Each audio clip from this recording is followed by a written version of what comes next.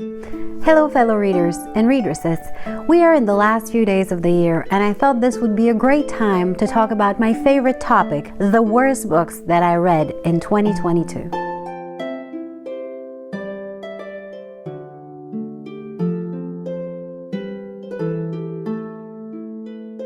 I don't know if you feel the same way, but I feel as though if I spend the time to read a book that I didn't enjoy, I deserve the right to enjoy ranting about it as much as possible. I will try to keep myself to the minimum for each book so I don't bore or annoy you, and there is a big chance that some of the books that I'm going to talk about are going to be some of your favorite books. If that is the case, don't take it personally. I have nothing against you or your taste. It's just how I felt about these books, and that's just how life works. We're not all gonna like the same things. Goes without saying, but well, I guess it doesn't because I felt obligated to say it. Now, on this list today, we only have 8 books, but I feel very strongly about each and every single one of those, and we're gonna talk about them in the order in which I read them. The first book we're going to talk about is Vampire Academy by Richelle Mead. I believe that's how you pronounce her name. I'm not entirely sure. I viscerally dislike this book. I did not enjoy it one bit. I buddy read it with a friend of mine, and the one thing I liked about it is the atmosphere. This is, by the way, a very famous book. I'm pretty sure you already heard about it or watched the TV show, movie, whatever there was based on this. Now, granted, this book wasn't targeting me personally because I read it when I was in my 30s, while I should have been reading it when I was a teenager, and I'm pretty sure I would have enjoyed it way more back then. Now, my tolerance for tantrums is way lower, and for stupidity as well. And I feel like the main character was made to infuriate me personally, and I'm kind of upset about this because I wanted to like it. I wanted to read the entire series and I wanted to enjoy it like so many people do. Unfortunately, I just couldn't stand the main character. She was obnoxious, she was arrogant, she was breaking her supposed best friend's personal space. She was controlling. That's just something I cannot stand by for any reason. And so I tried, but I ultimately decided that it's not worth wasting my time reading something that I'm just gonna hate on so much. So I DNF'd it at like 40% or so. Mind you, later on I went and checked what the twist was, and honestly I guessed it from the beginning. It wasn't worth. I'm happy I dropped it earlier. Next on the list is a book that infuriated me, I would say, and that is Iron Widow by Shiran J. Zhao. I hope I'm pronouncing their name properly. This is a young adult fantasy science fiction, I would say, and is the first book in the Iron Widow series, maybe. I so much wanted to like this book. The world that she has created seemed so cool in the beginning, and I so wanted to like this book. But as in Vampire Academy, I couldn't stand the main character, though for different reasons. I have a video where I give a detailed review of this book. I'll link it over here. It's a video where I talk about 10 of the Illumicrate books. By the way, I received this in my Illumicrate box. So I'm not gonna stop on too many details here right now, but I didn't like the way that the message of the book was put in front of everything else. I didn't like the main character. She was a villain, she was a hypocrite, and so I read through it and decided I'm not going to continue with the rest of the series. At the time I think I gave it 2.5 stars, but I ultimately decided to drop it to 2 stars because months after I am still pissed. Next we have another Illumicrate book. I don't know if that's a trend, you decide, and that is A Marvelous Light by Freya Marske. I'm hoping again that I'm pronouncing this name properly. I'm gonna remove this thing because of the reflection, and I'm sorry if you can see reflection in my glasses as well. I'm having a really bad eye day. But this book is an adult, I believe, historical fantasy, and it follows 2 guys that I couldn't tell apart, although they are supposed to be very different. Why I dropped this book, I DNF'd it, by the way, around 40% as well. And I did so because nothing happened.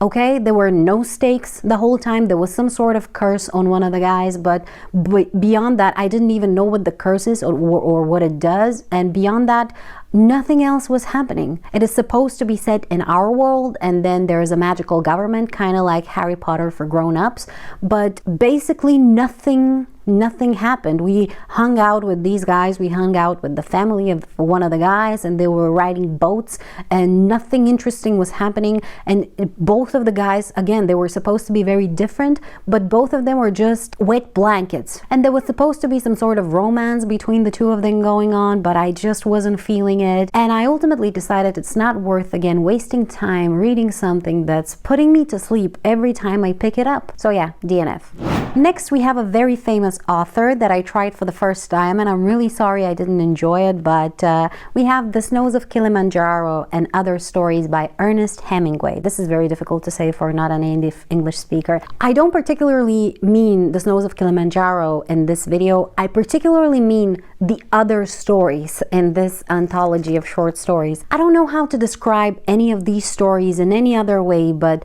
meandering drivel with absolutely no meaning. At least that's how it seemed to me. Maybe I'm not intellectual enough to get them, but most of these seemed like slice of life scenes with no beginning and no ending and no meaning in between. It was just such a waste of time to be reading these, or at least it felt that way to me at the time where I was reading them. I don't know how I managed to get through them, to be honest with you. It just seems like an impossible feat now that I think back on it. Although I did quite enjoy The Snows of Kilimanjaro, I think there was quite a lot to get from it, or at least a lot to think about when it comes to it.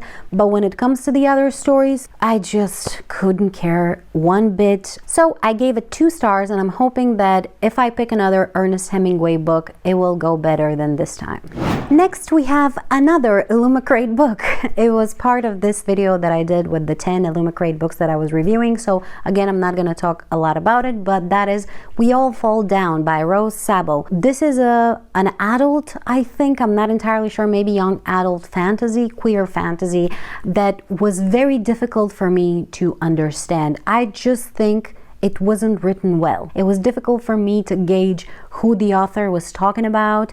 It was not properly set in a lot of ways. I was bored during a lot of the time, and so I didn't enjoy it. I gave it 2.5 stars. And to be honest with you, if you look on Goodreads, you will see that I'm not the only one who has low opinion of this book. I think the average rating of the book on Goodreads is 2.49. So I guess I'm not unique in my dislike of this book.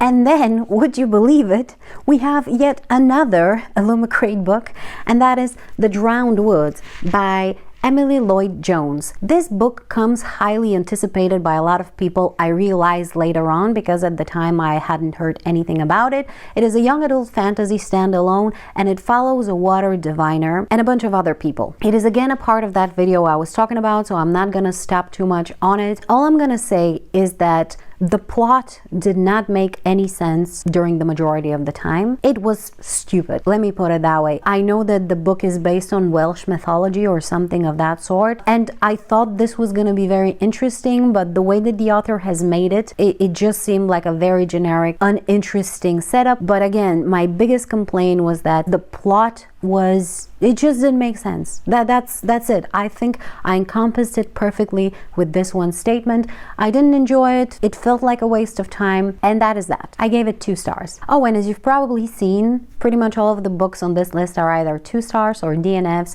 I don't rate anything 1 star unless I viscerally hate everything about it, and I've rated either 1 or 2 books in my life this low, and maybe one day I will talk about the worst books I've ever read, but not yet. The penultimate book on this list is a thriller, a very famous one and very highly anticipated. It was a new release of 2022, and that is The It Girl by Ruth Ware. My history with Ruth Ware is short and very sad. I have a review of this book, so I'm not going to stop too much about it. I will link it over here, and you can watch it if you want to. I hated the main character. I mean, I didn't hate her. I just couldn't care less about her. I think Ruth Ware has a very big problem when it comes to my personal taste, let's put it that way, with creating interesting main characters. They all seem like mumbling, bumbling idiots. My other big problem with Ruth Ware and her books is the fact that I find nothing thrilling about them. They're marketed as thrillers, but I find zero thrilling anything about these books. They all read to me. I mean, I've read 2 books by her, The Death of Mrs. Westaway and this one. I can also link my review of The Death of Mrs. Westaway if you want to watch me ranting about that one as well. Both of these books, were not thrillers, in my personal opinion. They read like domestic dramas. I was bored during this book. I guessed the twist so early. I didn't like the resolution. I feel like there was no proper acknowledgement of the fact that, well, I don't want to spoil you, so please go to this timestamp if you don't want to be spoiled. I didn't like it that the author never acknowledged the fact that thanks to the testimony of the main character, the wrong person was wrongfully convicted of the murder. And then the main character just went, c'est la vie. You know, what are you gonna do? Well, the guy died in prison because of your testimony. Granted, maybe he had an improper behavior, but it was never really clarified why he was acting the way he was acting. Maybe it was just a misunderstanding, and it was a gray area. Now, I also thought he was inappropriate, but it was never clearly determined. And yet he died in prison, wrongfully convicted of murder. I don't think he deserved that, no matter how inappropriate his behavior was, because that's not justice. And then the main character, again, just went around like no big deal. It was annoying. Anyway, I said that I'm not going to rant too much about it, yet here I am ranting. I didn't like it. I gave it 2 stars, and this is going to be the last book by Ruth Ware I am reading in my life. I am done with this author. And last but not least on this list, we have A Torch Against the Night by Saba Tahir. This book is such a surprise to me for landing on this list specifically because I so wanted to love it. I loved the first book in this series, although I had some problems with it, but I genuinely liked it. And I wanted to like this one. And there are so many things about it that I really, really liked, specifically the world building and the atmosphere that the author created. I think that was brilliantly done.